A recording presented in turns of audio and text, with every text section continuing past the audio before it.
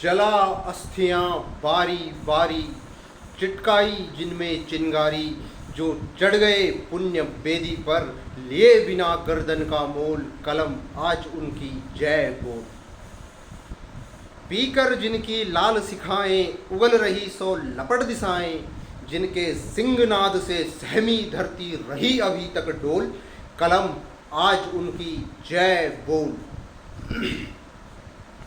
राष्ट्रकवि श्री रामधारी सिंह दिनकर ने त्याग, बलिदान, पौरुष और पराक्रम के जिन रंगों का जिक्र किया है, उन्हें अगर एक में मिलाकर इस दिव्य भारत भूमि पर उड़ेल दिया जाए तो उसकी आभा में सिर्फ एक ही परम प्रतापी छवि नजर आएगी, और वो छवि होगी महाराजा धिराज चक्रवर्ती सम्राट पृथ्वीराज चौहान की।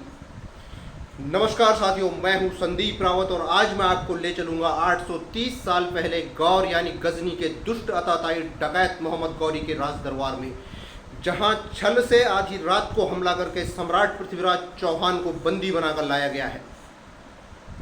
क्या हुआ था उस दिन? वर्ष 1192, स्थान गौर यानी वर्तमान अफगानिस्तान का गजनी। ये वही गजनी है जहां से महमूद गजनी नाम का लुटेरा तब से 166 वर्ष पहले भारत आया था और उसने छल से हमारे आराध्य बाबा सोमनाथ के भव्य मंदिर को लूट लिया था, तहस नहस कर दिया था, और उस मंदिर की सुरक्षा करने वाले पुजारियों, सैनिकों, राजाओं और सिख भक्तों की लाशें समुद्र के किनारे बिछा दी थी। साथियों, ये रक्त रंजित इतिहास फिर कभी बताऊंगा। आज तो मैं आपको गौरी के उस दरबार में ले जाऊंगा जहां हथकड़ियों और बेड़ियों में जकड़कर हमारे सम्राट पृथ्वीराज चौहान को पेश किया गया है। ऊंचे तख्त पर बैठे नीची सोच वाले गौरी ने सम्राट से वही कहा जो औरंगजेब ने गुरु तेग बहादुर साहिब से कहा था और घाटी में जिहादियों ने कश्मीरी पंडितों से कहा था, कन्वर्ट और डाई। इस्लाम कबूल कर लोगे तो हम तुम्हें आज़ाद कर देंगे और तुम्हारे राज्य का कुछ हिस्सा भी तुम्हें वापस कर देंगे, वरना अंजाम तुम जानते हो। सम्राट पृथ्वीराज चौहान राजपूती गौरव के साथ बोले, मोहम्मद गौरी, जो तलवार के डर से धर्म छोड़ देते हैं वो कोई और होंगे, क्षत्रिय नहीं। और तू मुझे आंखें दिखा रहा है? भूल गया? एक या दो बार नहीं, 17 बार मैंने तुझे जीवन दान दिया। भूल गया वो गिड़गिड़ाना, वो दया की भीख मांगना? तेरी मिमियाती हुई आवाज मेरे दिल्ली दरबार में अब तक गूंज रही है। क्षमा शेरों का काम है, इसलिए मैंने तुझे बार बार क्षमा किया। हम राजपूत हैं गौरी, हमने कभी शत्रु पर भी घात नहीं किया, पीछे से कभी वार नहीं किया, सूर्यास्त के बाद आक्रमण नहीं किया। लेकिन तू इतना नीच और कायर है कि तूने मेरे घायल सैनिकों पर रात में छिपकर हमला किया। याद रख गौरी, पृथ्वीराज चौहान को बलिदान होना स्वीकार है, लेकिन अपने देश और अपने धर्म के साथ छल करना स्वीकार नहीं है। सम्राट पृथ्वीराज चौहान के इन गौरव भरे अग्नि शब्दों को सुनकर गौरी तमतमा गया और अकड़ कर बोला, आंखें नीची करके बात कर पृथ्वीराज, तू मेरा बंदी है, मैं तुझे मौत के घाट उतार दूंगा। सम्राट पृथ्वीराज चौहान भगवान नरसिंह की तरह दहाड़ते हुए बोले, मौत का डर तू मुझे दिखा रहा है कायर डकैत गौरी? तू पृथ्वीराज चौहान को मौत की धमकी दे रहा है? एक राजपूत को? हम क्षत्रिय अपनी अस्मिता और राष्ट्र गौरव के लिए प्राण देने का बहाना ढूंढते रहते हैं, लेकिन तेरे जैसा बुजदिल क्या समझेगा? 12 बरस लो कुकर जीवे, अर सोहरा लो जे सियार, बरस 18 क्षत्रिय जीवे, आगे जीवे को धिक्कार। क्षत्रिय 18 बरस के ऊपर जी गया तो उसके जीवन पर धिक्कार है। हमारी तो शान इसी में है कि जितनी जल्दी हो सके मातृभूमि के लिए बलिदान हो जाए, लेकिन याद रख, बलिदान होने से पहले एक एक क्षत्रिय 100 शत्रुओं को मार के मरता है।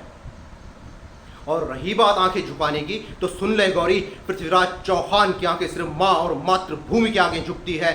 दुनिया में ऐसी कोई तीसरी ताकत नहीं जो पृथ्वीराज की आंखें झुका सके, जिसका सारा इतिहास तख्त जगमग है, वीरता वन्य से भरी हुई रग रग है। उस वीर जाति को बंदी कौन करेगा? विकराल आग मुट्ठी में कौन भरेगा? अब जो सर पर आ पड़े नहीं डरना है, और जन्मे हैं तो 2 बार नहीं मरना है। मोहम्मद गौरी गुस्से से पागल हो उठा और फिर उसने वही किया जो एक बुजदिल को शोभा देता है। हुक्म दे दिया, ये काफिर मुझसे आंखें मिला रहा है, इसकी आंखें निकाल दी जाए। दुष्ट गौरी के हुक्म की तामील हुई और हथकड़ियों और बेड़ियों में जकड़े निहत्थे सम्राट पृथ्वीराज चौहान की आंखों में लोहे की गर्म सलाखें उतार दी गई। सम्राट पृथ्वीराज चौहान को आंखों की बलि देना स्वीकार था, आंखें झुकाना स्वीकार नहीं था।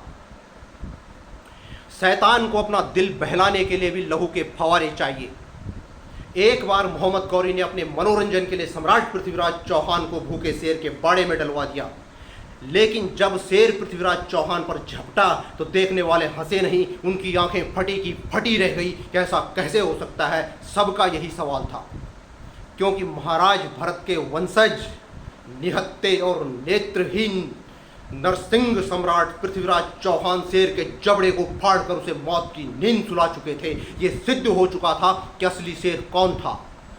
जहां पालते लोग लहू में हाला हल्की धार, क्या चिंता यदि वहां हाथ में नहीं हुई तलवार। गौरी वध की शपथ। सम्राट पृथ्वीराज चौहान के परम मित्र थे उनके राजकवि चंद यानी चंद्रबरदाई। गौरी ने उनको भी कैद करके सम्राट के साथ बंदी घर में डलवा दिया था। ये चंद्रबरदाई ही थे जिन्होंने गजनी के कैद खाने में सम्राट पृथ्वीराज चौहान को गौरी वध की शपथ दिलाई और कहा, हे सम्राट पृथ्वीराज चौहान, तुम वही हो जिसने वीर चंदेलों को पराजित किया। गौरी को 1 या 2 बार नहीं 17 बार परास्त करके छोड़ दिया। हे भारत भूषण दिल्लीपति सम्राट, तुम शपथ लो कि तुम गौरी नामक इस दानव का संहार करोगे।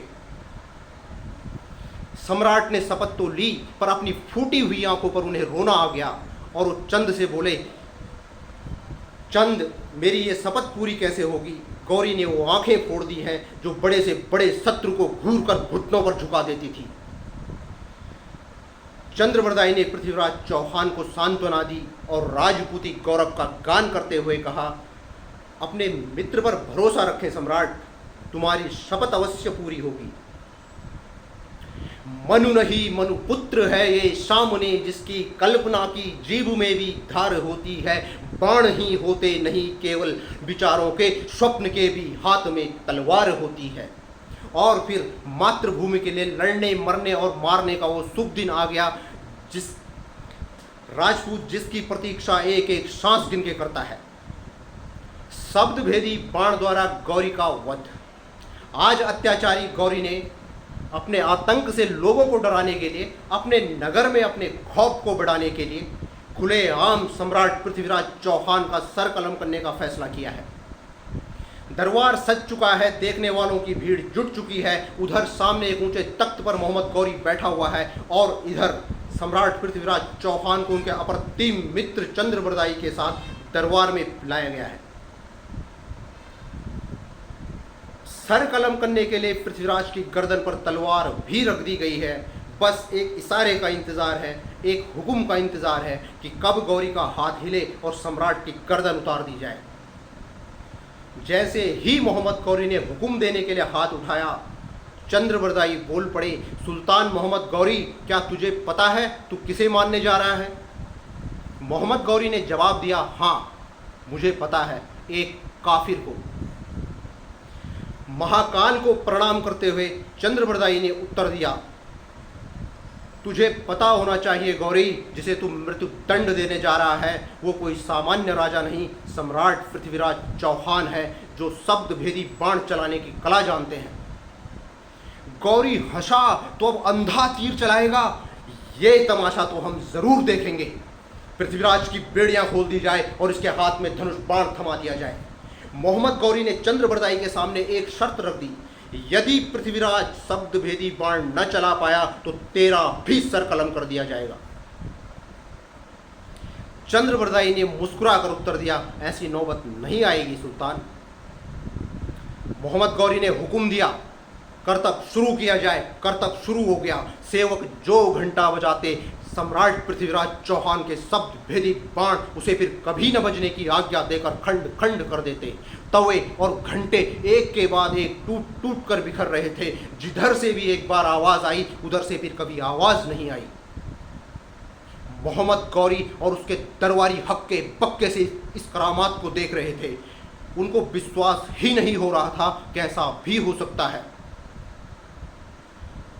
मोहम्मद गौरी सम्राट पृथ्वीराज चौहान की इस आदित्य कला को देखने में इतना खो गया कि अपने तख्त पर खड़ा होकर सम्राट के लिए वाह वाह करने लगा। ऐ शहीदे मुल्क मिल्लत, मैं तेरे ऊपर निशार, अब तेरी हिम्मत का चर्चा गैर की महफिल में है। दुश्मन वाह वाह कर रहा है, ये वही क्षण था जिसका इंतजार पृथ्वीराज और चंद्रबरदाई महीनों से कैद खाने की दीवारों के बीच कर रहे थे।